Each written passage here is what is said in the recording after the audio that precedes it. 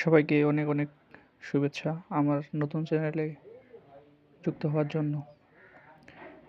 তো একটি প্রশ্ন নিয়ে তোমাদের সামনে হাজির হয়েছি।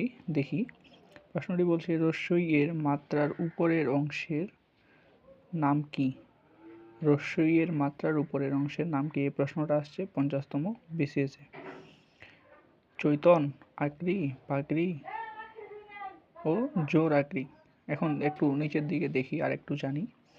এই যে ক, একের মতো এই যে মাত্রাটা আছে এটা, এই যে ফয়ের মতো মাত্রাটা আছে এটা, যুক্ত অক্ষরের এখানে যে মাত্রাটা আছে এটা, এগুলাকে বলে আকরি। মানে এটা আকরি, এইভাবে আঁকড়ে ধরে, যার জন্য আমরা বুঝে নেব এটা আকরি, মনে রাখার জন্য। ইয়, এই যে দুইটা আকরি মানে জোর আকরি, এটাকে বলবো আমরা জোর আকরি, এটাকে বলবো আমরা জোর আকরি।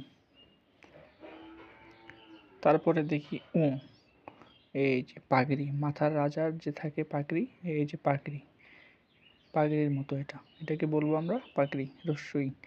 এই যে উপরে মাত্রাটা আছে, উপরে যে চিহ্নটা আছে, মাত্রাটা আছে, একে বলবো আমরা চৈতন। তাহলে চৈতন থাকবে কোন কোন বর্ণে? রস্যই, দীর্ঘই, রস্যৌ, দীর্ঘৌ। তাহলে আমরা এমসিকিউটা এখন সলভ করি।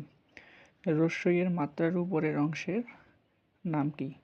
তাহলে এখানে আমরা জানলাম যে রস্যই হচ্ছে চৈতন, তার এই মাত্রাটাকে বলবো আমরা চৈতন, তার এই মাত্রাটাকে আমরা বলবো চৈতন, এই মাত্রাটা হচ্ছে চৈতন।